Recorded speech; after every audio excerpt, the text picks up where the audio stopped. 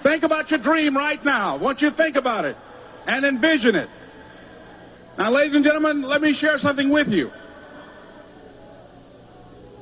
I do not believe that any of us have dreams that were not given to us for the purpose of accomplishing those particular dreams. And I want to share something with you that has changed my life. I started out, as was indicated by Jack. It's very humble beginnings. I don't know what that dream is that you have. I don't care how far-fetched it might appear to be. I don't care how disappointing it might have been as you've been working toward that dream. But here's what I know, that dream that you're holding in your mind, that it's possible. Let's say that together, please. It's possible. See, sometimes we can't say, I can do that. But what we can say, that it's possible that I can have my dream as we run toward it, as we work on it day in and day out. No one, ladies and gentlemen, could have convinced me when I started out just over 6 years ago working on my dream. And I want you to think about whatever your dream is, because I was willing to take a chance. And most people won't do that. Most of the people that you talk to try and bring them into the business, these are not risk takers. Most people have done all that they're ever going to do. They raise a family, they earn a living, and then they die. But people who are running toward their dreams, life has a special kind of meaning. And here's what I will share with you, that in the process of working on your dreams, you are going to incur a lot of disappointment, a lot of failure, a lot of pain, a lot of setbacks, a lot of defeats. But in the process of doing that, you will discover some things about yourself that you don't know right now. What you will realize is that you have greatness within you. What you'll realize is that you're more powerful than you can ever begin to imagine. What you will realize is that you are greater than your circumstances, that you don't have to go through life being a victim. As Jack indicated, I was born in Miami, Florida, in an area called Liberty City, in an abandoned building on a hard linoleum floor with my twin brother. We were 6 weeks of age. We were adopted. When I was in 5th grade, I was identified as EMR, labeled educable, mentally retarded, put back from the 5th grade into the 4th grade, and stayed in that category until I got out of high school. I don't have any college training, but I met a high school teacher who one day changed my life. I was waiting on another student, and when he came in, he said to me, "Young man, go to the board and write what I'm about to tell you." And I said, I can't do that, sir. And he said, "Why not?" I said, "I'm not one of your students." He said, "It doesn't matter. Follow my directions now." I said, "I can't do that, sir." He said, "Why not?" I said, "Because I'm educable, mentally retarded." And he came from behind his desk and he looked at me. He said, "Don't ever say that again. Someone's opinion of you does not have to become your reality."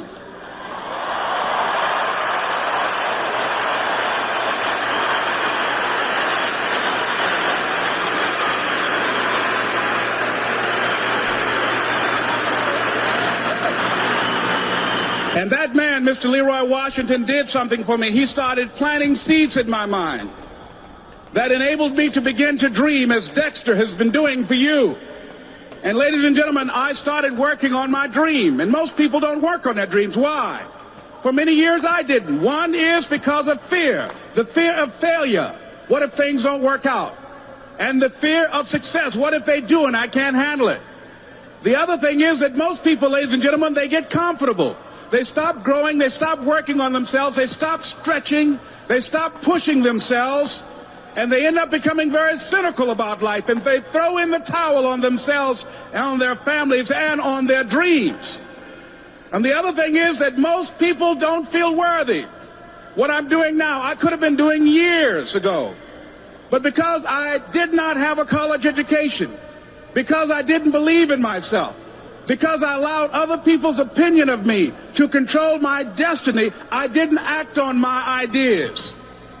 So I applaud you for your dreaming, for your running toward your dream. I applaud you for believing in yourself, because that's what life is about, stretching and challenging, looking for ways that you can begin to improve yourself. And ladies and gentlemen, as a result of stretching out, of acting on my dream, and I don't know what that dream is for you, I can tell you that it's possible. No one could have convinced me that after just over 6 years, I would have my own book entitled Live Your Dreams. Just over 6 years, I would have 5 specials on public television. Just over 6 years, I've done motivational speaking for AT&T, Procter & Gamble, McDonald's Corporation, Xerox, IBM. Just over 6 years. I will now have my own talk show that will premiere on Monday, Labor Day. I'm saying to you, your dream is possible. Your dream is possible.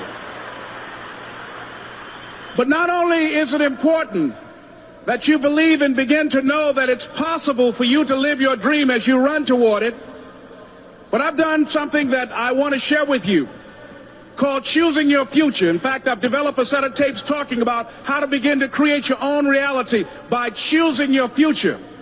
And not only is it important for you to know it's possible for you to choose your future, but it's necessary that you work on yourself, that you develop yourself. It's necessary that you get the energy drainers out of your life, people who don't want anything. It's necessary to know that everybody won't see it, that everybody won't join you, that everybody won't have the vision. It's necessary to know that a lot of people like to complain, but they don't want to do anything about their situation, that you are an uncommon breed. You know, you have to know within yourself that I can do this. Even if no one else sees it for me, I must see it for myself. That's necessary.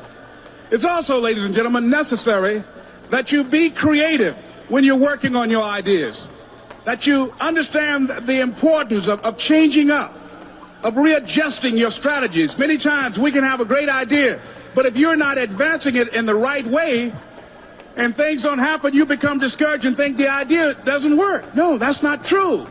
It's necessary that we become creative. I remember when I was in New York walking down the street, and a guy approached me and said, "Hey, mister, can I shine your shoes?" And I said, "No, I'm in a hurry. I don't have time." I kept walking. Someone else said, "Hey, man, your shoes look clutty. May I shine your shoes?" I said, "No, I don't have time. I'm sorry, I'm busy." And I was walking fast, and many people solicited me for my business. And then finally, a young man stepped in front of me, and he said, "Excuse me." And he started counting, 97, 98, 99, 100. He said, "Sir?" I said, "Yes." He said, "Come here, please." I said, "What is it?" He said, "Today is my birthday. And every year, just to thank God for another year of life, the 100th person who passes my shoe shine stand, I offer them a free shoe shine. Would you give me the honors?" I said, "Why, sure." I got up on the shoe shine stand, George, and I sat there, and he shined my shoes diligently. And when I got down, I looked at them, they were sparkling. And I was walking away, and I said, "Thank you." And I stopped. I said, "Excuse me, but how much do you usually charge?" He said, "Only $2. I said, "I tell you what, today's your birthday. Here's $5, keep the change." He said, "Thank you." As I was walking away, looking in the opposite direction at other people coming, he started counting again. 97, 98, 99, 100.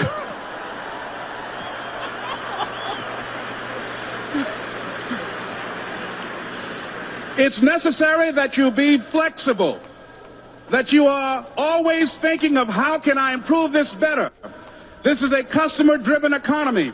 It's necessary for you to always explore various ways in which you can improve the quality of service that you're providing for the people in your organization. I remember something, a major company had talked about the extra value service they were providing for their customers. And the lady who had the news conference summarized it this way. She said, "It's not our intention to satisfy our customers or to please our customers. Our intention is to amaze them." It's necessary, if you're going to compete today, that you look for ways to amaze your customers by being one of those individuals that keep your commitments, that keep your word, that's relentless. It's necessary as you work with the people that you bring into your organization that they see that you are a good example of a person to work with because you model integrity and determination and ambition and truth and honesty and the way in which you conduct business. The next step is, that is you. That is you. That no one can do it for you but you. And even though you face disappointments, even though you will experience some setbacks, it goes with the territory. You must understand that. I remember I was playing a game with my 9-year-old son, John Leslie.